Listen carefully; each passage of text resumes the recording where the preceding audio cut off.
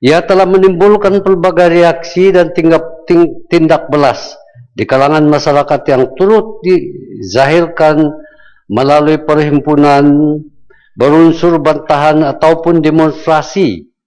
Keadaan ini jika tidak dikawal dan dibendung, ia boleh mencetuskan keadaan huru-hara dan perpaduan kaum yang boleh menjajaskan keselamatan rakyat dan negara.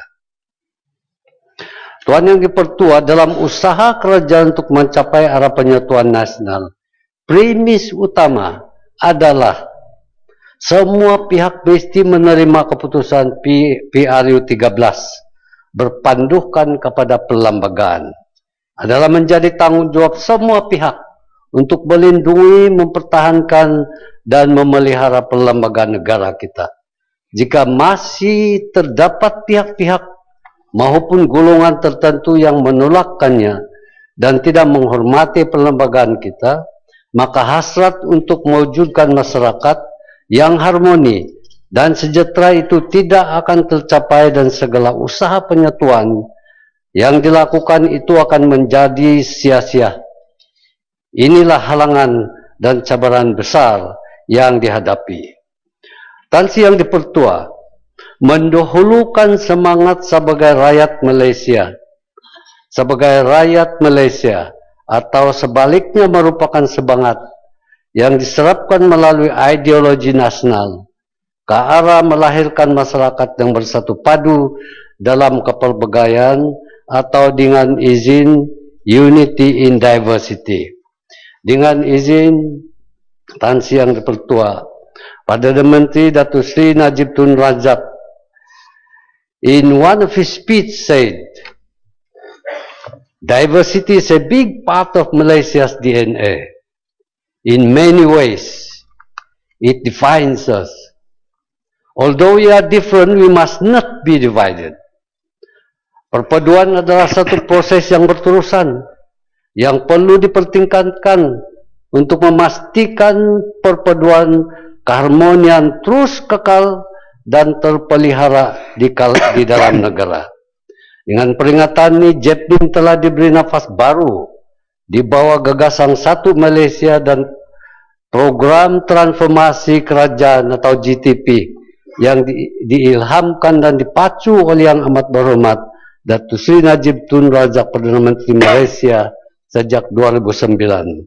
Antara usaha-usaha yang diambil ialah mengurangkan jenayah yang memastikan keselamatan komuniti terus terkawal melalui skim rundaan sukarela yang kini mencapai bilangan 3.995 sehingga 31 hari bulan Oktober tahun ini.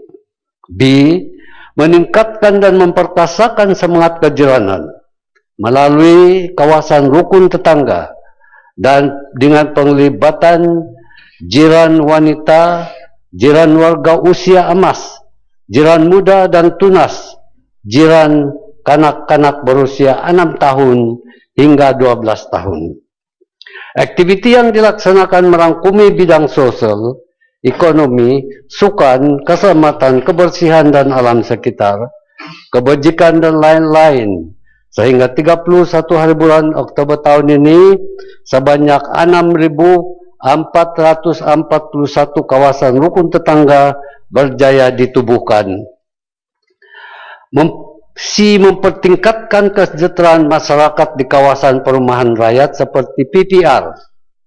Sebanyak 16 program sayangi community diperkenalkan dengan tumpuan untuk mengurangkan permasalahan di kawasan perumahan tersebut, meningkatkan ketahanan dan motivasi di kalangan permestautin, serta meningkatkan perasaan sayang dan cinta kepada tempat tinggal sendiri, menggalakkan interaksi dan integrasi melalui penubuhan 5.811 klub rukun negara di sekolah-sekolah rendah dan menengah dan 138 sekretariat rukun tetangga di IPT untuk meningkatkan semangat patriotisme dan persaudaraan di kalangan pelajar berbilang kaum. Menggalakkan integrasi community dan wilayah melalui program lawatan integrasi di antara Semenanjung, Sabah, Labuan, dan Sarawak. Sepanjang tahun 2013, sebanyak 4 kali lawatan integrasi nasional melibatkan pemimpin masyarakat. 21 lawatan integrasi community melibatkan kepimpinan rukun tetangga dan 4 kali program orientasi pegawai persekutuan yang bertukar ke Semenanjung dan Sarawak. Mengekalkan keharmonian dan kepahaman di kalangan community melalui program mediasi community dengan memperbanyakkan bilangan mediator community sebagai seorang ketiga yang berkecuali menyelesaikan konflik yang wujud di dalam masyarakat sehingga sinitansi yang dipertua. Sehingga kini seramai 874 mediator community telah dilantik dan tauliakan di seluruh negara. Tuan yang dipertua, JEPIN juga mempunyai program-program The Way Forward. Seperti mana saya sentuhkan sebentar tadi, daripada program-program sedia ada dengan izin sebagai The Way Forward, tumpuan utama kerajaan ialah bagaimana usaha-usaha menyeluruh dilakukan untuk menerapkan ideologi nasional melalui prinsip rukun negara, gagasan satu Malaysia, berpaksikan pelembagaan negara yang sentiasa perlu dipelihara dan diperkukuhkan. Di samping itu, satu kajian memperkasakan peranan rukun tetangga, menjangkau seluruh masyarakat di Malaysia sedang dijalankan untuk menjadikan rukun tetangga sebagai pusat transformasi masyarakat. Berikutnya, mengendalikan dialog untuk memupuk persefahaman dan mencari penyelesaian atau pendamaian antara penganut agama melalui penubuhan jawatan kuasa, mempromosikan persefahaman dan keharmonian di antara penganut agama atau yang dinamakan JKMPA.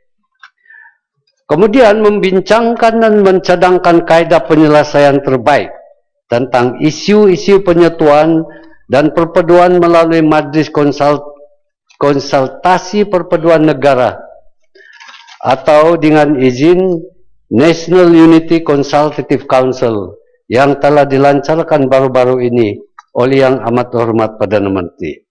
Penubuhan Majlis Konsultasi Perpaduan Nasional merupakan suatu usaha kerajaan yang cukup ikhlas untuk memastikan bahawa perpaduan menjadi teras kepentingan bersama melintasi setiap pelosok negara. Mempromosikan slogan-slogan perpaduan di premis-premis kerajaan persekutuan, kerajaan negeri, pihak swasta dan badan-badan bukan kerajaan. Berikutnya, mengembilingkan kerjasama di antara Jabatan Perpaduan Negara dan integrasi nasional dengan pihak-pihak NGO dan swasta dengan menjadikan mereka sebagai rakan perpaduan atau partners in unity yang akan turut bersama menyumbang ke arah pemupukan semangat perpaduan dan keharmonian negara. Nilai-nilai kesederhanaan juga harus turut diterapkan di dalam apa jua tindakan dan diamalkan di dalam kehidupan seharian masyarakat. Antara nilai besar yang wajar dijadikan pegangan adalah untuk bertoleransi, hormat menghormati, faham memahami, dan berterima kasih jika mahu terus menjejaki kekuatan perpaduan dalam konteks negara kita. Berikutnya, penerapan nilai-nilai ini adalah sejajar dengan gerakan kesederhanaan global atau yang the Global Movement for Moderates yang dipelopori oleh Yang Amat Berhormat Perdana Menteri kita. Saya ingin mengambil kesempatan ini, dengar baik-baik. Saya ingin mengambil kesempatan ini di sini untuk mengucapkan tahniah kepada Yang Amat Berhormat Perdana Menteri Datuk Sri Najib Tun Razak yang telah menerima anugerah keamanan global atau Global Peace Award sempena dengan persidangan keamanan global 2013 yang julung kali diadakan dari 5 hingga 8 hari bulan Desember baru-baru ini.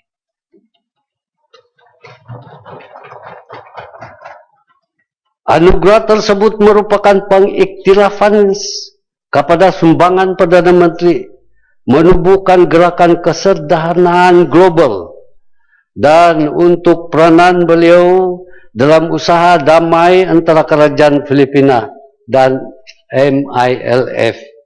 Malahan para peserta di forum antarabangsa UMNO baru-baru ini juga telah memuji politik kesederhanaan yang dipelopori oleh Yang Amat Berhormat Perdana Menteri melalui gerakan kesederhanaan Global Movement.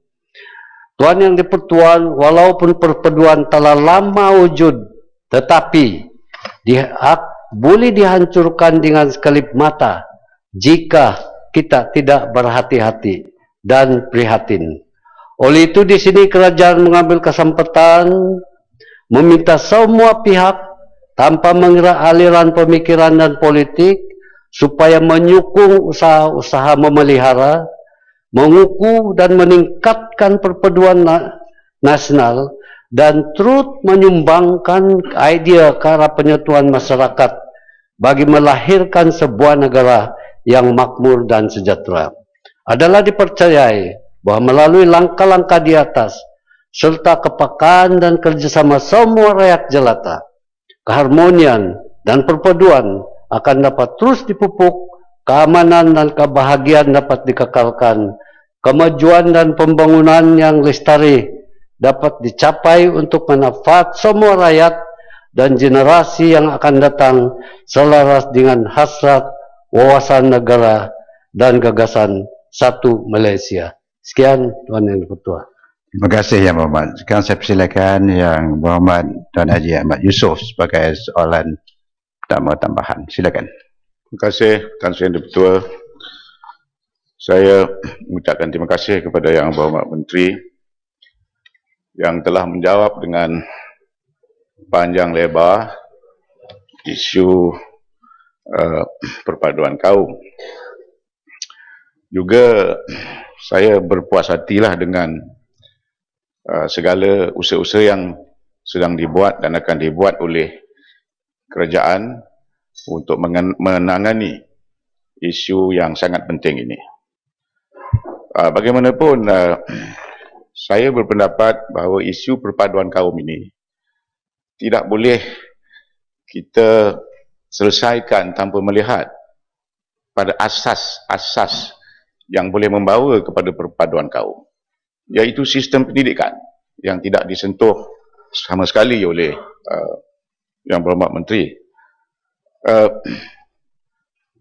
Outcome daripada isu perpaduan kaum inilah yang kita hadapi sekarang ini, di mana ya pemimpin-pemimpin parti politik khususnya ya telah meniupkan semangat perkauman yang sangat hebat dalam pilihan raya yang lepas, seperti mana yang disebut oleh Yang Berhormat Menteri tadi. Jadi soalan saya ni umum saja, bagaimana kementerian, kerajaan melihat tentang dua perkara ni. Satu, sistem pendidikan kita yang ternyata belum lagi sempurna dalam usaha kita untuk penyatuan perpaduan kaum. Itu adalah asas, fundamentals. Dan yang kedua, pemimpin-pemimpin politik kita ni, ya, terutama sekali daripada pihak pembangkang lah, yang pada pilihan raya lepas sangat ketara ya, meniupkan semangat perkauman kepada pengundi-pengundi dan juga kepada masyarakat kita yang Soalan tambah ya, Mat. ya. Soalan tambah. Soalan saya itulah bagaimana Kementerian Yang Berhormat melihat perkara ini. Terima kasih. Terima kasih Tuan Yang Ketua.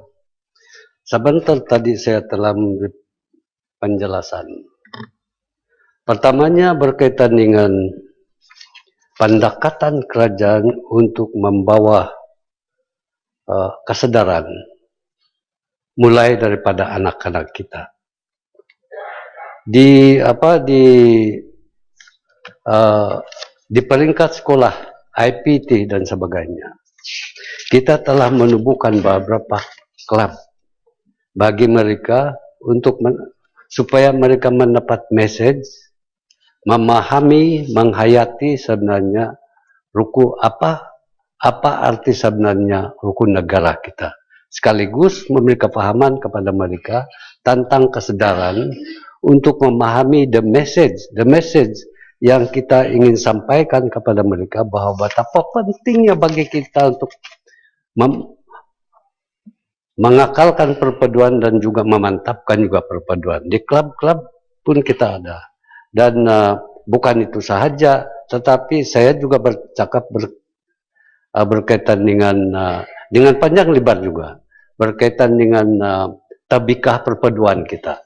Itulah sebenarnya saluran kita untuk memberi pendidikan kepada anak-anak kita untuk memahami dan menghormati budaya-budaya yang terdapat di dalam negara kita ini.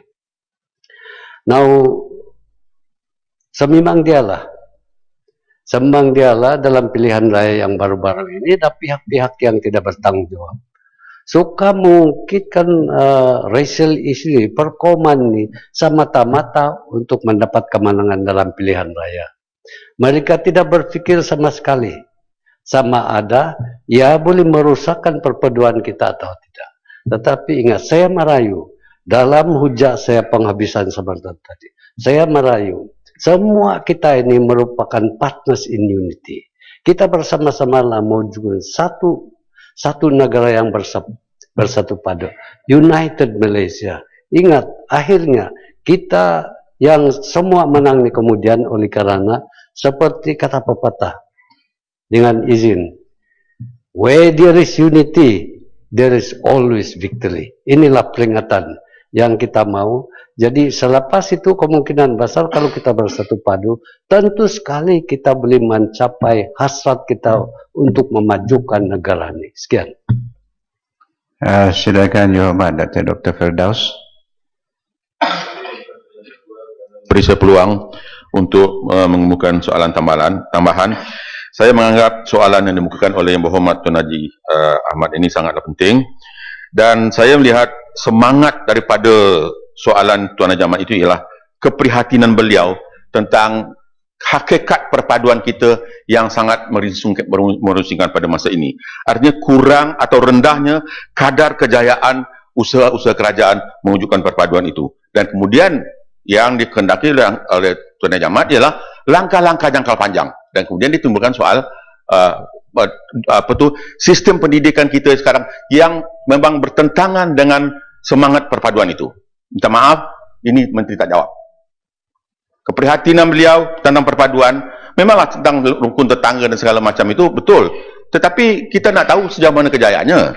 Saya melihat Tuan Fungsi ialah antara sebab utama kegagalan atau kurangnya kadar kejayaan kita dalam mencapai perpaduan itu ialah kerana sikap engkar dan angkuh sesetengah pihak yang tidak mematuhi peraturan-peraturan dan dasar-dasar yang telah dipersetujui. Ini yang harus dengan izin diadres. Apa kita nak buat dengan orang-orang yang bersikap angkar dan angkuh ini terhadap perkara-perkara dasar-dasar nasional yang telah dipersetujui. Dulu suatu laporan pendidikan pelajaran yang terakhir untuk memastikan supaya pengajaran bahasa kebangsaan diperuntukkan sekian jam, itu pun dibantah perkara kecil. Ini perkara-perkara kecil, bayangan daripada masalah yang lebih besar. Dan ini yang kalau betul-betul kerajaan serius mengenai masalah perpaduan ini, inilah antara perkara-perkara yang harus diperhatikan. Artinya kegagalan kita mengetahui, memahami dan menghayati pelbagai dasar yang telah diperuntukkan, yang telah dipersetujui untuk mencapai perpaduan nasional itu. Seperti dasar pendidikan, rukun negara. Ada disebut tadi, tapi pelaksanaannya masih lagi meragukan. Dasar ekonomi baru, dasar bahasa kebangsaan. Ini adalah antara langkah-langkah yang telah dirumuskan oleh kerajaan. Soalannya, Mat. Soalan saya, pertama sekali tentang sistem pendidikan yang pernah disebut oleh Menteri Dalam Negeri sekarang, sewaktu dia menteri apa dulu lupa, menyebutnya sistem pendidikan kita katanya adalah cacar marbah. Ini disebut tak kurang daripada Datuk Zahid Hamidi sendiri. Jadi sistem pendidikan yang cacar marbah ini harus diatasi dengan penuh keberanian. Orang yang bersikap engkar dan angkuh itu harus dihadapi dengan penuh keberanian. Untuk itu, selain daripada menyenaraikan pelbagai tindakan-tindakan yang dilakukan, yang sekarang minggu lalu di perhimpunan UMNO yang bawa berhormat Perdana Menteri sebagai Presiden UMNO. Oh, ini last one. Menyebut tentang perlunya setiap orang yang dipertanggungjawabkan mengemukakan KPI. Saya nak tahu, ada tak jabatan yang bertanggungjawab perpaduan nasional ini menyediakan KPI terhadap setiap pihak, setiap individu dan setiap pejabat yang dipertanggungjawabkan untuk itu. Terima kasih. Terima kasih. Terima kasih. KPI itu sebenarnya kita ada. Itu sebenarnya jawaban. KPI.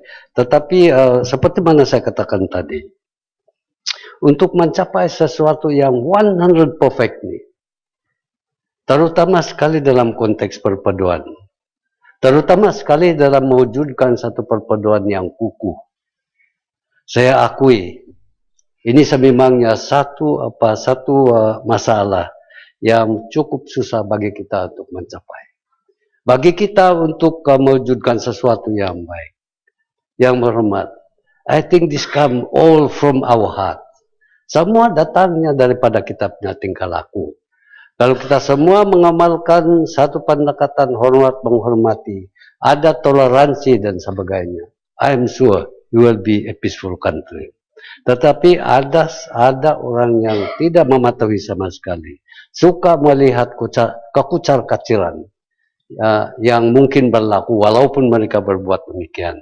Saya akan mengambil perhatian apa yang dihujah oleh Yang Amat Berhormat, dan itulah dalam jawaban saya sebentar tadi pun saya mengatakan, bukan sejak kita berhenti di situ untuk memantapkan lagi perpaduan kita, tetapi kita mempunyai rancangan-rancangan tertentu, termasuklah penubuhan The National Consultative Council. Jadi perkara ini akan dilihat secara inklusif. Kami akan turun padang untuk mendengar apa masalah itu, supaya kita dapat mewujudkan satu blueprint yang berhubung kait besar dengan pewujudan perpaduan yang kita pikir mantap dan baik. Sekian. Terima kasih, Yang Berhormat. Sekarang saya persilakan Yang Berhormat Datuk Seri Muhammad Ali bin Muhammad Rastam, soalan kedua. Terima kasih Tuan Yang Di-Pertua. Soalan yang kedua.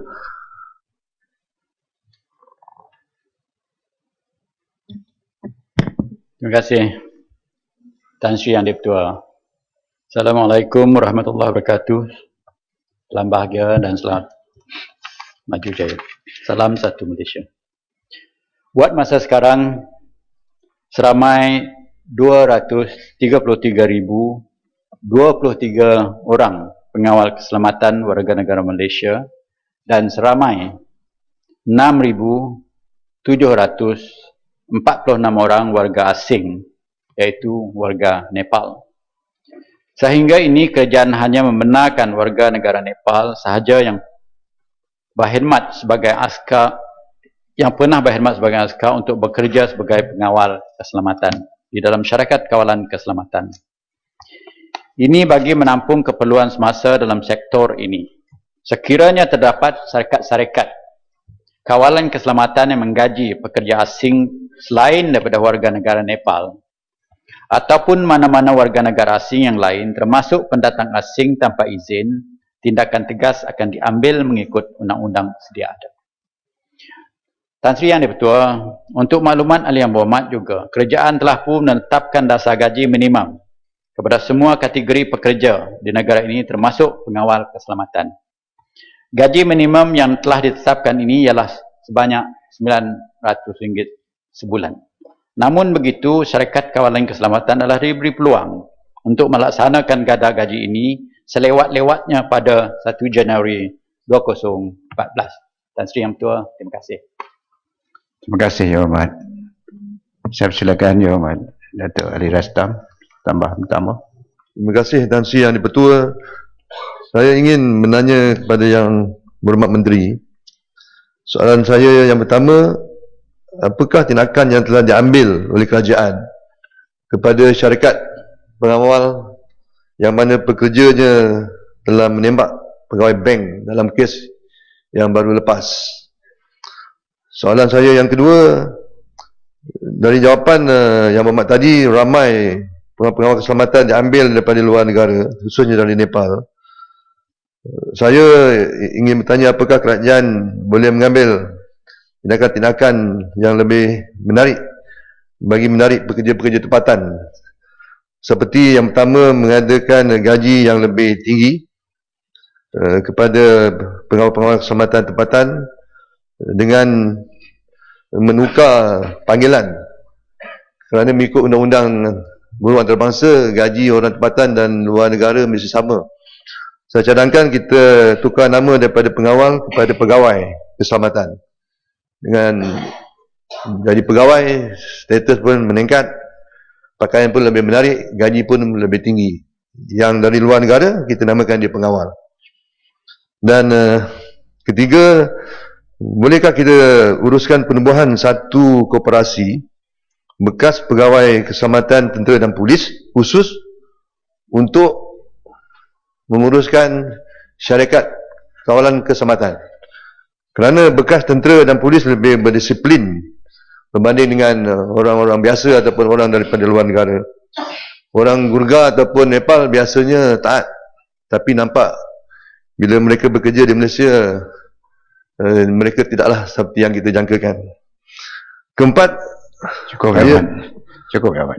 Saya nak cadangkan juga supaya, ini soalan kedua, cadangan yang keempat dalam tu, supaya persatuan syarikat pengawal keselamatan ditubuhkan di peringkat negara, supaya mereka boleh berkongsi lah sesama sendiri pandangan dan idea bagaimana mereka boleh baiki sistem mereka.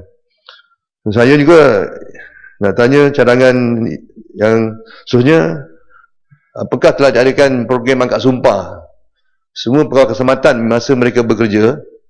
Dia mesti angkat sumpah macam bekerja dengan tentera dan polis, supaya ketaatan mereka tu terjamin. Sampai yang Islam tu menggunakan pendekatan agama. Dan saya nak tanya juga dalam soalan kedua ni, ada siri-siri cadangan yang kelima. Ya, Ahmad, bolehkah cukai? Ya, Ahmad boleh bangkitkan dalam ucapan perbahasan bajet nanti. Ya, tapi setakat ni cukup dah tu. Saya nak tanya, boleh kita bagi dia cukai pelepasan kepada syarikat-syarikat yang mengadakan kawalan keselamatan? Terima kasih, Tan Sri.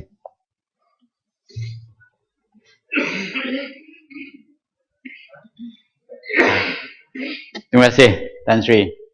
Banyak soalan Yang Berhormat ni. Saya nak catat soalan ni, ada 5 soalan ni. Jadi kalau Yang Berhormat boleh jawab? Boleh, insyaAllah. Boleh. Saya boleh jawab. Yang pertama, soalan yang berbangkit berhubung dengan apa yang telah berlaku dengan syarikat Prima, yang mana pengawal keselamatan yang telah menembak pegawai M-Bank baru-baru ini, yang mana pengawal ini telah ditangkap dan bukan warga negara Malaysia, dan juga bukan pengawal yang telah didaftarkan untuk syarikat tersebut. Dia orang asing. Kena syarat kita mudah, iaitu hanya orang tempatan dan warga Nepal yang berpengalaman dalam bidang ketenteraan sahaja yang dibenar untuk menjadi pengawal keselamatan di negara ini. Tindakan telah diambil kepada pegawai ini dan dituduh di bawah kanun keseksaan, dan syarikat itu juga telah digantung. Dan walaupun kita menerima hakikat bahawa ada 1,000 lebih daripada pegawai-pegawai lain yang tidak bersalah telah juga kehilangan pekerjaan, tetapi inilah tindakan drastik yang kita ambil untuk memberi contoh kepada syarikat-syarikat lain. Yang kedua, soalan Yang Berhormat Datuk Seri tadi ialah soalan macam mana nak menarik minat masyarakat tempatan. Persoalan ini juga banyak dibangkit di Dewan Rakyat Yang Berhormat. Sebenarnya macam mana kita daripada sudut uniformnya, dari sudut gajinya dan syarat perkhidmatannya, kemudahannya, insurannya, kebajikannya, semua banyak dibangkitkan. Kita tengah mengkaji dan menyelidik semua perkara ini dalam sudut kebolehan kementerian untuk menjadi. Jadi saya sendiri, Tan Sri, mengkaji dalam semua sudut. Satu, daripada sudut undang-undangnya, dan saya juga telah berbincang 2 kali dengan pegawai unit keselamatan dalam Kementerian Dalam Negeri untuk melihat semula perundangan undang-undang ini yang digubal pada tahun 1971, yang saya anggap tidak berapa lagi current ataupun terkini untuk zaman kini. Zamannya telah berubah, amat berubah. Jadi undang-undang tu saya masih mengkajikan. Saya berharapan undang-undang ini boleh dibentang pada Dewan hari kali ini, oleh kerana banyak sangat undang-undang yang lebih penting daripada undang-undang itu. Jadi kita tengah mengkaji, dan insya-Allah kalau tidak ada halangan apa-apa, boleh dibawa kepada persidangan Dewan Rakyat pada ujung bulan Mac ataupun April ni nanti. Dan juga kita mengkaji juga undang-undang kecil ya, dan apakah syarat-syarat lain. Kerana pada masa sekarang, Tan Sri, kita tidak mempunyai kuasa lain selain daripada mengensel, menggantung, membatal, mengensel, menggantung lesen kepada syarikat. Kita tidak ada berhak untuk menghukum syarikat, tidak ada berhak. Ini falsafah, Tan Sri mengetahui ini, falsafah penggubalan undang-undang pada 70-an. Kita tidak menghukum syarikat. Tetapi sekarang falsafah ini telah berubah. Nampaknya Malaysia telah berpindah kepada satu jurusan di mana hukuman kepada syarikat dan pengarah-pengarah syarikat juga dimasukkan dalam akta-akta yang baru digubal pada tahun 90-an dan tahun 2000. Jadi maknanya kita juga akan melihat apa hukuman yang boleh diberi kepada pihak ini, dan juga pengurus-pengurus syarikat dan juga pengarah-pengarah syarikat. Jadi undang-undang kita nampaknya pada pandangan saya adalah belum lagi mencukupi daripada sudut hukuman. Jadi satu lagi soalan yang dibangkit dalam sub soalan, minta maaf Tan Sri, saya gunakan sub soalan kecil ya. Sama ada pegawai yang kita lantik daripada orang tempatan ni dipanggil pegawai, dan yang satu lagi dipanggil pengawal. Ini banyak implikasi, Tan Sri. Saya cukup yakin pegawai-pegawai kerajaan JPA, Tan Sri, Datuk Sri sedia maklum bahawa bila kita menggubalkan undang-undang, dia kena dimasuk dalam undang-undang. Kalau digubal undang-undang sebelum dimasuk ke Dewan, dia mesti disirkulate kepada semua kementerian. Dan kementerian akan memberi sama setuju ataupun tak setuju dengan istilah yang kita nak masukkan. Jadi saya cukup yakin ini amat payah sekali. Kerana pegawai bermaknanya orang pegawai kerajaan, bukan pegawai syarikat. Jadi ini ada masalah sedikit, Datuk Sri ya. Tetapi walaupun macam mana, terima kasihlah atas cadangan tu. Dan pula pengawal. Dan satu lagi, oleh kerana dia bekerja dalam satu sudut yang sama, kerja yang sama, dalam gaji satu syarikat yang sama, kalau ada diskriminasi demikian, kita ada implikasi buruh ini pula di antarabangsa. ILO mungkin tidak akan setuju. Jadi kementerian buruh mungkin memang payah nak bersetuju. Kalau tidak, mereka yang jadi sasaran. Jadi ini walau bagaimanapun, terima kasihlah atas cadangan itu. Kita akan juga selidik. Yang ketiga, panjang, minta maaf Tan Sri. Silakan. Yang ketiga, dia kata supaya pihak polis dan tentera dilantik sebagai pengurus. Pada masa sekarang kita syaratkan bahawa mana-mana syarikat yang nak menumbuhkan syarikat keselamatan ini mesti ada pengarah-pengarah dia daripada pegawai-pegawai tentera dan pegawai-pegawai polis dan pegawai-pegawai tentera dan pegawai-pegawai polis ini mesti memegang saham tidak kurang daripada 30% daripada saham syarikat tersebut. Tetapi apa yang berlaku sekarang Datuk Seri ialah begini Tan Sri.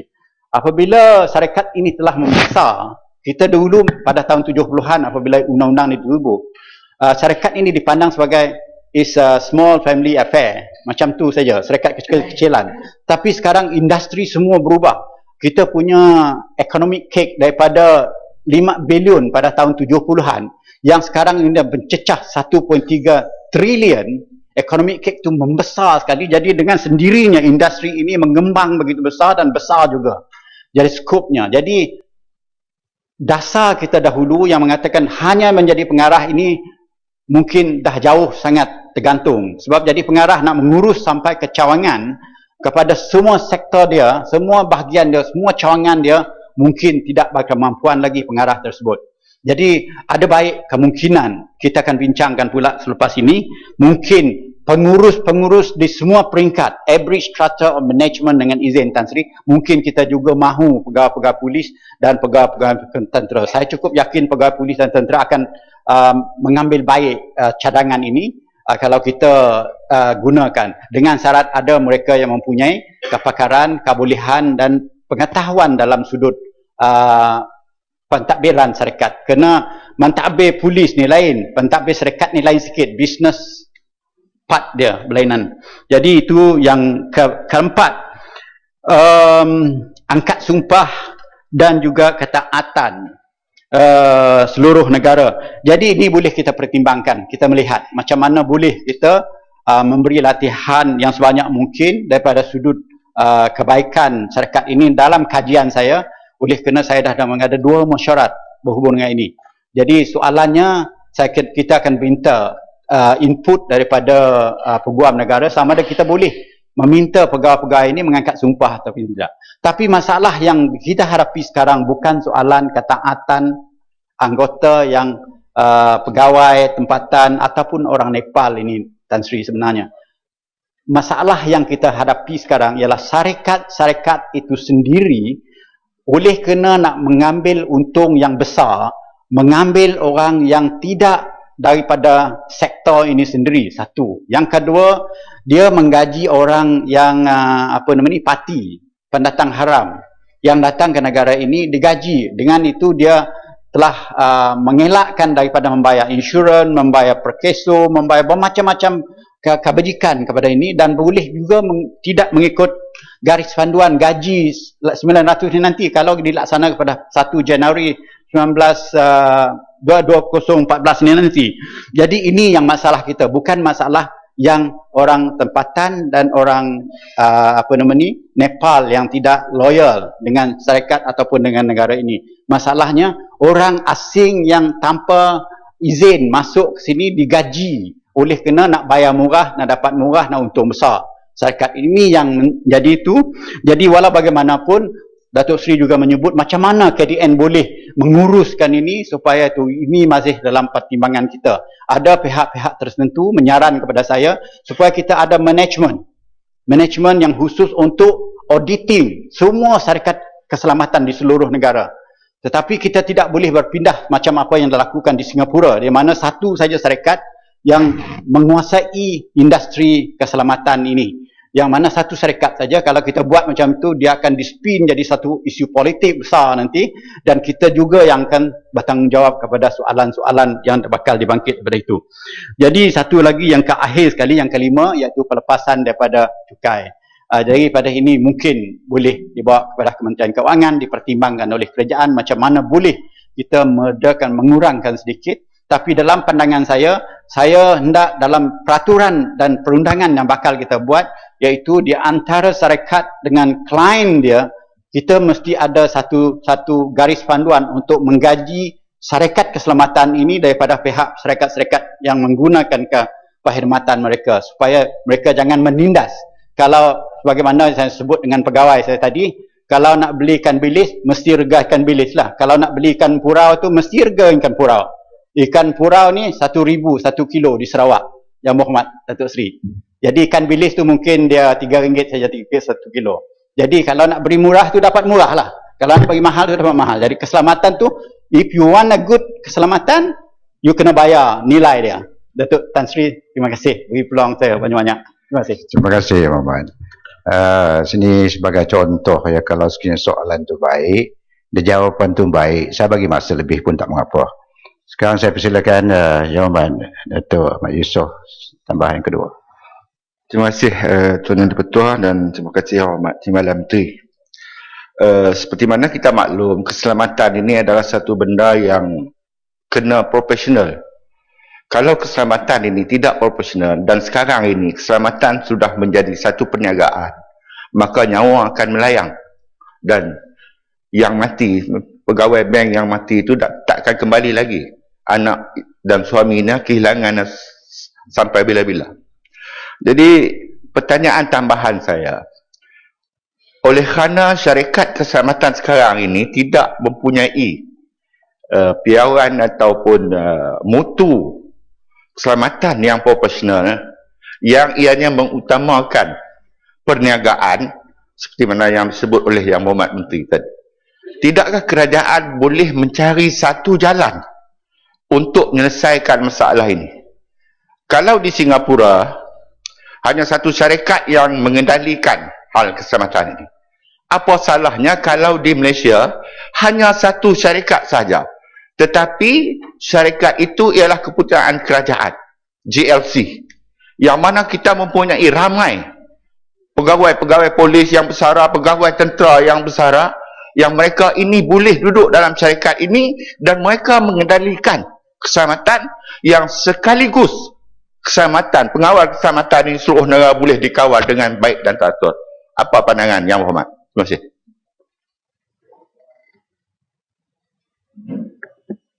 Terima kasih Tan Sri atas soalan ini. Soalan ini pun baik juga. Sebab kita banyak mengkaji. Saya juga mengkaji syarikat Kisco di Singapura. Macam mana dia mengendali. Tapi perbandingan dengan Singapura dengan Malaysia yang mempunyai daripada Sabah ke Perlisnya, daripada Johor ke Penangnya, daripada Sarawak ke Terengganunya, saya cukup yakin kompleksiti itu adalah amat besar. Kerana cawangannya begitu banyak. Singapura itu macam satu tempat saja, Island State City di hujung Semenanjung. Jadi dia mudah dikendali satu syarikat dan ditadbir oleh satu management yang boleh mengawal selia aktiviti mereka. Tetapi daripada sudut auditing ini, sebenarnya KDN sekarang mempunyai auditing unit dalam KDN itu sendiri untuk auditing semua syarikat. Tetapi auditing ini juga kita rangka pada tahun 70-an dan 80-an. Dan oleh kerana industri membesar sebagaimana ekonomi kita membesar, jadi auditing unit ini ada hubung kait dengan pihak JPA, MOF untuk bagi gaji dan satu unit yang lebih besar untuk mengawal selia. Jadi dalam keadaan sedemikian, saya berpandangan supaya kita mengadakan mungkin bukan satu badan syarikat yang besar-besaran di bawah JLC, mungkin di bawah pegawai-pegawai pilih, walaupun nampaknya ideal pandangan saya, tetapi dalam sudut keuangannya nanti kita akan kembali kepada kerajaan juga. Jadi kita tidak mahu dia menjadi satu industri yang besar di bawah kerajaan. Jadi yang mempunyai 200 lebih ribu anggota ini lebih besar daripada tentera dan polis put together dengan izin Tan Sri. Jadi saya fikir dia mempunyai satu implikasi yang besar daripada sudut keuangan, kawalan kepada pegawai kerajaan. Dan lagi macam mana kita nak mengecilkan kerajaan, tidak berkemampuan kita oleh kerana industri ini menjadi pegawai kerajaan sudah. Jadi dalam keadaan demikian, mungkin kita mengadakan auditing company untuk auditkan dia punya piawaian penggunaan. Ini telah dalam cadangan saya dan kajian saya untuk bagaimana meletakkan satu piawaian ataupun standard yang baik, yang mungkin setahap dengan auditing dan standard polis dan ketenteraan dalam kita melaksanakan industri keselamatan dalam negara ini dalam semua sudutnya. Pada masa sekarang kita mempunyai 10 garis panduan yang mana saya anggap tidak ada the force of law dengan izin Tan Sri. Kalau dibuat akta ataupun di bawah akta itu kita ada enabling section untuk kita membuatkan satu peraturan yang ada force of undang-undang menggantikan 10 peraturan ini. Saya cukup yakin oleh kerana dia berlandaskan undang-undang, piawaian ini boleh kita naikkan, dan kita ada lagi pula auditing company yang diaudit pula oleh pihak KDN. Kita boleh menaikkan tahap industri ini kepada satu tahap yang jauh lebih baik, dan mungkin jauh lebih baik apa yang kita lihat sekarang ini. Tan Sri, terima kasih. Terima kasih Yang Berhormat. Saya persilakan Yang Berhormat Datuk Nala Karupan. Selamat pagi Tan Sri Yang Dipertua, ahli-ahli Dewan Negara dan YB Datuk Menteri-Menteri. Soalan saya nombor 3. Terima kasih. Tan Sri Yang Dipertua, kita dah menjawab 2 soalan hampir sejam. Satu rekod dalam sejarah. Saya nombor 3 ni juga panjang sebenarnya, tapi saya cuba mendekkan sebab saya kena menjawab 8 soalan bersekali daripada Yang Berhormat Senator Datuk Nala dan ahli-ahli Yang Berhormat Senator Puan Hajah Rohani Abdullah, Yang Berhormat Senator Datuk Raja Rofiah pada hari ini, Yang Berhormat Senator Puan Nuriza Abdul Rahim pada 10 Disember, Yang Berhormat Senator Datuk Haji Abdul Rahman Bakar, Yang Berhormat Senator Datuk Puan Hajah Zaitun, Yang Berhormat Senator Datuk Haji Yunus Cruz pada 11 Disember ketiganya, Yang Berhormat Senator Datuk Dr. Lukas Umbul 12 Disember, Yang Berhormat Senator Tuan Saiful Izham Ramli 17 Disember. Kerana kesemua soalan ini adalah berkisar kepada isu pelaksanaan cukai barang dan perkhidmatan atau lebih dikenali sebagai Goods and Services Tax, GST. Pelaksanaan GST tidak pada tahun hadapan tapi bermula pada 1 April 2015 adalah bertujuan bagi memberi masa kepada peniaga untuk membuat persiapan yang sewajarnya. Persiapan yang dimaksudkan adalah dari segi latihan kepada kaki tangan, perubahan sistem pengkomputeran dan penilaian semula proses perniagaan. Tempoh masa yang secukupnya juga diperlukan oleh kerajaan bagi memastikan undang-undang dan peraturan berkaitan berada dalam keadaan teratur, penyediaan infrastruktur seperti sistem pengkomputeran GST dan pemberian latihan kepada pegawai agensi pelaksanaan GST. Selain daripada itu, ianya juga bagi membolehkan kerajaan menjalankan program-program kesedaran GST secara lebih inklusif. Struktur GST di Malaysia telah dirangka dengan begitu unik sekali mengambil kira corak perbelanjaan golongan berpendapatan rendah dan sederhana rendah. Berdasarkan pada corak perbelanjaan tersebut, didapati pelbagai barangan makanan asas seperti beras, tepung gandum, sayur-sayuran, daging dan ikan, juga perkhidmatan asas seperti perkhidmatan kesihatan, pengangkutan awam dan pendidikan adalah merupakan jenis perbelanjaan yang paling utama. Atas alasan itu, kerajaan mencadangkan agar barang dan perkhidmatan yang disebutkan tadi tidak dikenakan GST dengan tujuan untuk meringankan beban golongan berpendapatan rendah dan seterusnya menjadikan GST yang bakal dilaksanakan di Malaysia bersifat progresif. Kerajaan telah mengumumkan bahawa pelbagai pakej bantuan akan disediakan bukan sahaja pada peniaga tapi juga kepada pengguna. Pemberian tunai secara one-off dan pengurangan kadar cukai pendapatan individu telah diumumkan oleh Yang Amat Berhormat Perdana Menteri dalam pembentangan bajet 2014. Tan Sri Yang Ketua, bagi pemberian dan penyewaan rumah kediaman, pengguna tidak perlu membayar GST. Mengenai perkhidmatan kesihatan pula, pengguna juga tidak perlu membayar GST. Kerajaan juga telah mencadangkan agar pengguna tidak perlu membayar GST ke atas bekalan air pipe. Jangkaan hasil kutipan GST bagi tempoh April hingga Disember 2015 adalah sebanyak 23.18 bilion ringgit.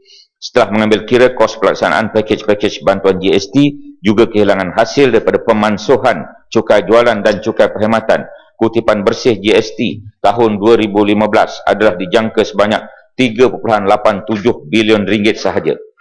Lebihan hasil ini akan digunakan semula untuk pembangunan negara demi kebaikan dan kesejahteraan rakyat di masa akan datang. Bagi memastikan pelaksanaan GST berjalan lancar, kerajaan telah menubuhkan jawatankuasa pemantauan pelaksanaan GST yang dipengerusikan oleh Yang Berhormat Menteri Keuangan 2. Antara isu yang sedang diberi perhatian adalah berkaitan dengan harga yang mana pihak rakyat bimbang akan isu berkaitan dengan pengambilan untung berlebihan oleh peniaga. Kerajaan telah mengambil langkah proaktif dengan menguatkuasakan Akta Kawalan Harga dan Anti Pencatutan 2010 pada 1 April 2011. Dengan adanya akta ini, aktiviti penguatkuasaan dan kesedaran yang dijalankan oleh kerajaan adalah diharapkan peniaga tidak mengambil kesempatan dengan menjadikan GST sebagai alasan untuk menaikkan harga dan mengambil untung secara berlebihan. Sebagai panduan pada pengguna agar tidak ditindas oleh peniaga-peniaga yang mengambil kesempatan, kerajaan akan mengeluarkan panduan pengguna atau Shoppers Guide bagi membolehkan perbandingan harga sebelum dan selepas GST dapat dibuat. Panduan ini akan dikeluarkan 3 bulan sebelum pelaksanaan GST.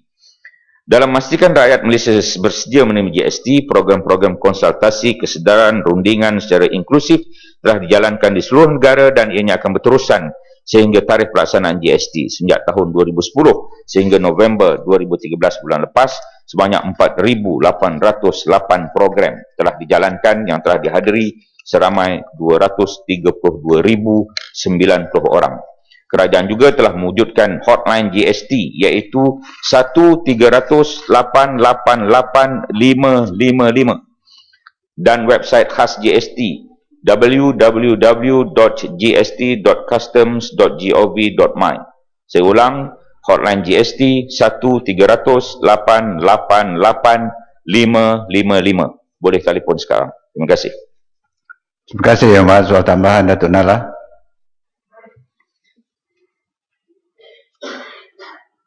Terima kasih OB Datuk Menteri. Soalan tambahan saya, apakah langkah kerajaan di dalam menangkis tomahan pihak pembangkang mengenai keburukan GST seperti yang dinyatakan oleh mereka? Ketua pembangkang hati dia suka GST, tapi mulut yang bising. Apa pandangan Datuk? Tolong jawab. Terima kasih. Terima kasih Senator Datuk Nala. Pada mula-mula pembangkang ini kata tidak setuju, tapi ada sebahagian mereka bersetuju. Ada sekumpulan pembangkang lagi dalam muktamar mereka akan melaksanakan apa yang dipanggil sebagai jelajah anti-GST. Segala perkara ini adalah tidak baik dan dia memudaratkan. Kita akan dan sedang melaksanakan kempen ini melalui iklan TV, radio, surat khabar. Semalam pun ada dalam surat khabar. Dan juga kita akan mengadakan program dengan NGO, badan-badan persatuan pengguna misalnya. Jika GST ini tak baik, takkanlah dilaksanakan oleh 160 buah negara. Dalam dunia ini ada lebih kurang 200 buah negara sahaja. 160 negara dah laksana. Kalau tak baik, tentu tak dilaksana oleh negara sebegitu banyak. Mungkin 1-2 negara sahaja yang laksanakan. Negara-negara maju, hampir semua, 99% negara maju ni dah laksana GST. Jadi, kempen-kempen kita akan teruskan. Kita ada masa lagi untuk menjelaskan kepada rakyat bahawa GST ini adalah baik, ya, satu cukai yang lebih telus, yang lebih adil kepada pengguna dan juga mendapatkan hasil untuk negara. Hasil untuk negara itu satu bab, tapi yang lebih penting ialah cukai itu lebih adil, lebih telus, lebih baik, dan dia juga mendatangkan beberapa faedah, ya. Antara faedah-faedahnya dia boleh mengurangkan kos perniagaan. Apabila kos perniagaan boleh diturunkan, maka harga barangan kemudiannya akan dapat diturunkan juga. Terima kasih. Terima kasih Pak. Silakan ya Datuk Rahman. Terima kasih Tan Sri Speaker.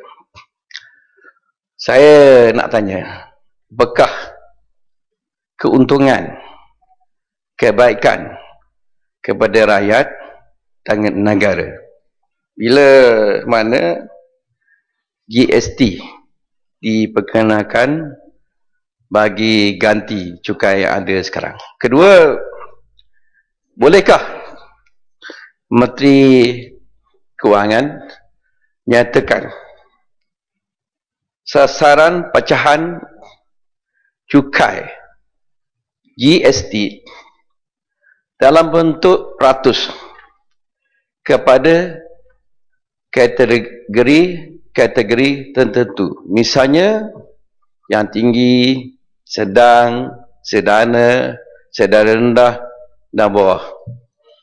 Terima kasih. Terima kasih Yang Berhormat Senator Datuk Abdul Rahman Bakar.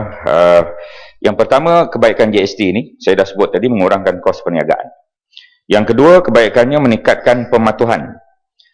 Di negara kita ini dan di negara-negara yang belum maju, apa yang disebut sebagai the black economy ataupun the shadow economy, lebih kurang 20 hingga 30% daripada keluaran dalam negara kasar, dan itu melibatkan puluhan bilion ringgit kerana tidak pematuhan kepada pembayaran cukai. Ada yang lari daripada cukai itu ramai, daripada membayar cukai itu ramai. Tetapi apabila kita melaksanakan GST, amat sukar untuk lari daripada membayar cukai, terutama pada pihak-pihak peniaga. Dan seterusnya, dia mengurangkan karenah birokrasi, dia memberi kesaksamaan, menjamin keterusan, dan satu lagi menjadikan harga lebih berpatutan pada pengguna. Kenapa harga akan jadi lebih berpatutan pada pengguna? Sekarang ini barang-barang yang kita beli ada cukai jualan 10% di dalam harganya. Kadang-kadang lebih daripada 10%. Ya. Sekarang ini yang 10% itu tidak akan ada lagi, tinggal hanya 6%. Dan di tempat-tempat yang tertentu, di hotel, di restoran yang besar-besar, dia cukai jualan 10%, ada ditambah lagi cukai perkhidmatan 6%. Jadi apabila kita duduk di hotel dan juga di restoran yang tertentu, 16% dibayar. Ya. Tapi sekarang ini 16% itu sudah tidak ada. Pada tahun 2015 nanti 1 April 16% tidak ada, 6% tidak ada, 10% tidak ada, yang ada cuma 6% secara rata cukai itu 6% sahaja, bukan lagi 10, bukan lagi 6, bukan lagi 16. Dengan lain perkataan, GST boleh mengurangkan harga barang. Walaupun demikian, kita melihat apa yang berlaku di negara-negara yang melaksanakan GST, kenaikan memang ada. 1.8% ke 2 hingga 3% harga barang pada tahun pertama. Ini disebabkan kerana peniaga-peniaga mengambil kesempatan. Barangan yang dah ada sekarang ini 10%, mereka tidak tolak 10%, malahan 10 itu dicampur dengan 6. Itu masalahnya. Kita harap barangan-barangan yang dah ada cukai jualan 10% sekarang ini, buang 10% itu, letak cuma 6%. Namun ada peniaga-peniaga yang degil. Itu sebab tadi saya dah menyebut Akta Kawalan Harga Barang dan Pencatutan, dan kita akan mengambil tindakan yang tegas dengan menyenaraikan satu senarai panjang harga-harga barang supaya mereka tidak boleh menipu dengan menaikkan harga sewenang-wenang. Terima kasih. Terima kasih Yang Berhormat. Saya persilakan pertanyaan yang kedua, yang keempat, Yang Berhormat Datuk Dr. Syed Husin Ali. Terima kasih Yang Dipertua, bukan Datuk. Tak mengapa, Dr. Syed Husin. Terima kasih. Dengan hormatnya saya kemukakan soalan keempat. Bismillahirrahmanirrahim. Terima kasih kepada Yang Berhormat. Tan Sri Yang Dipertua, untuk makluman Yang Berhormat, pada tahun 2012 dan 2013, JPA telah menyediakan sebanyak 300 beasiswa setahun kepada pelajar untuk mengikuti pengajian dalam bidang kejuruteraan ke luar negara di bawah program khas ke Perancis, Jerman, Korea dan juga Jepun.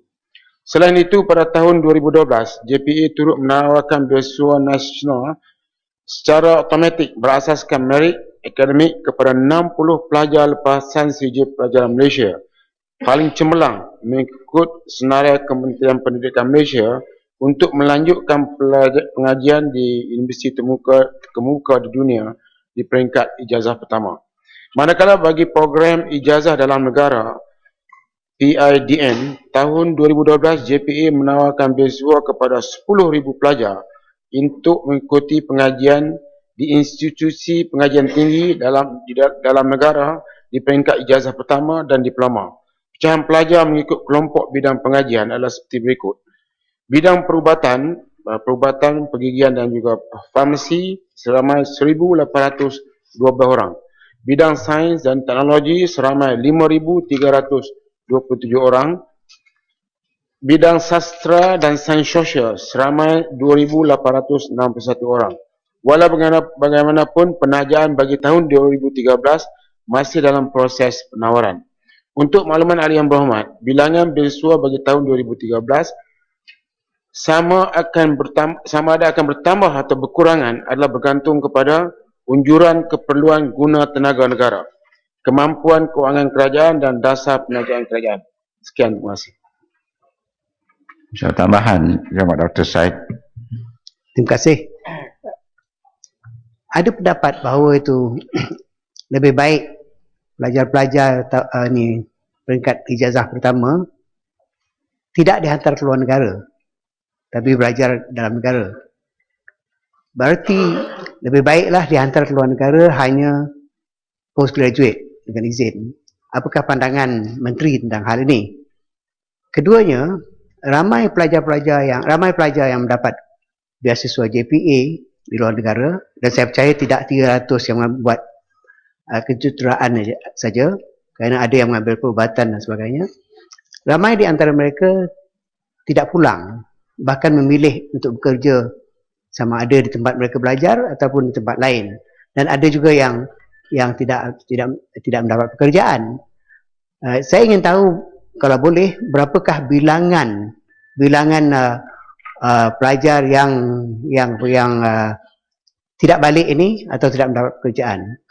Mungkin tidak dapat diberi angka-angka ini sekarang, tapi boleh diberikan penjelasan bagaimanakah kerajaan akan bertindak untuk memastikan tidak ada yang tak pulang dan tidak ada yang menganggur, terutama sekali di kalangan yang mendapat scholarship di JPA di luar negara. Terima kasih. Tan Sri Yang Di-Pertua, saya tidak dapat memberi angka-angka yang tepat sepenuhnya berapa orang yang tidak pulang. Tapi kalau yang berhormat bagi masa sikit, kita boleh menjawab. Kadang-kadang kita ni, rakyat Malaysia ni macam ni, kalau 1000 orang kita hantar, 1 orang tak pulang, kita hanya nampak 1 orang tu. Kadang-kadang yang 999 yang pulang tu kita tak nampak. Walaupun kita akan bagi angka. Yang berhormat, untuk pertama yang berhormat, seperti yang saya sebutkan tadi, ialah beasiswa ni yang kita hantar ke luar negara ni tak banyak. Program-program utama yang kita hantar ke luar negara, seperti yang saya sebutkan tadi, ialah program beasiswa nasional. Hari ini kita hantar yang terbaik, di antara yang terbaik. Yang mana pada tahun 2012 kita hantar ada 19 orang Bumiputera dan 31 orang bukan Bumiputera. 2013 17 orang Bumiputera, kurang lagi. Kemudian bukan Bumiputera 33 orang. Jadi kita nak tengok di tahap mana yang mereka berada sehingga mereka tidak pulang. Kemudian program khas untuk Jerman, Perancis dan juga Jepun serta Korea ini program khas yang kita bagi 300 beasiswa. Jadi Bumiputera ada 180, bukan Bumiputera 120, kemudian 188 2013 dan juga 188 Bumiputera dan 112 bukan Bumiputera. Ini ialah yang kita hantar ni, itulah yang Muhammad sebutkan tu, bahawa inilah jumlah yang kita hantar dan kita tak tahu berapa orang akan pulang dan sebagainya. Cuma pada pandangan saya, kadang-kadang ada mungkin berlain daripada setengah orang. Kalau kita pergi ke negara, di mana-mana negara di dunia ni, yang Muhammad Tan Sri Speaker boleh sahkan tu, kadang-kadang kita berjumpa di kedutaan kita, bukan orang Malaysia yang bekerja di kedutaan kita. Yang bekerja ialah orang Bangladesh, orang India, orang Filipin. Ini kedutaan Malaysia sendiri. Dan kalau kita tanya apa kelulusannya tinggi-tinggi. Walaupun kerjanya driver sebab gajinya mahal dan sebagainya. Kadang-kadang terfikir di dalam diri kita kan, kalau kita pergi ke negeri-negeri yang jauh-jauh, kalau kita berjumpa rakyat Malaysia yang bekerja di sana, ini adalah sesuatu yang cukup menyeronokkan. Kita masuk hospital jumpa doktor kita. Mungkin ada seorang dua yang tidak balik dan bekerja di sana, orang Malaysia. Kecuali dia nak tukar warga negara lah, orang Malaysia. Kadang-kadang kita rasa seronok, kita pergi ke seluruh negara, kita akan berjumpa dengan orang Malaysia yang bekerja di luar negara. Tetapi kita jangan berjumpa, kerana orang Malaysia keperluan tenaganya lebih bagus berada di dalam negara. Kalau kita mau orang Malaysia adventurous sikit supaya mereka mencari makan di luar dan dalam masa yang sama kita melihat mereka akan bagi sumbangan. Mungkin setelah mendapat kepakaran yang baik, mereka akan pulang ke negara kita. Tetapi angkanya tidaklah banyak sampai ke tahap yang kita kata negara perlu bimbang di atas krisis orang tak mau balik dan sebagainya. Ya, kita sedia maklum bahawa mereka boleh membuat pilihan mereka dan tugas kerajaan, sumbangan negara ialah kepada rakyatnya ialah meletakkan polisi yang demikian rupa, iaitu kalau mereka yang terbaik, kita akan bagi 50 beasiswa, kalau misalnya ada program khas, kita akan bagi 300 beasiswa. Itu yang pertama. Kemudian untuk Pertuan Yang Berhormat, saya dapat angka ni, dalam tempoh 2000 sehingga 2009, 23.7% graduan tajaan JPA telah berkhidmat di pelbagai bidang di Malaysia. Jadi di samping yang saya telah sebutkan tadi, yang kita hantar yang untuk first degree itulah jumlahnya. Dan kebanyakan yang lain ialah untuk post graduate. Saya rasa jumlah 50 dan juga 300 tu tidak banyak. Dan kalau yang tak pulang 1-2, mungkin mereka nak terus melanjutkan pelajaran di sana, ataupun mungkin bermustatim di sana, atau di akhirnya mereka akan kembali. Itu adalah pilihan mereka. Tetapi kerajaan mesti dilihat bahawa telah buat yang terbaik, dan mungkin jawapan Yang Berhormat ni boleh dihubungkan dengan jawapan perpaduan negara tadi. Sejauh mana rakyat yang telah kita bina dan kita bela ni cinta kepada negara. Itu yang penting, kerana kita tak mahu rakyat hanya menggunakan negara ini untuk menumpang sekejap bagi mencari tempat lain di kemudian hari. Walaupun ini adalah kebebasan yang kerajaan bagi, dan tugas kerajaan terus membina rakyat supaya mereka menjadi orang yang berjaya. Terima kasih, Yang Berhormat. Silakan.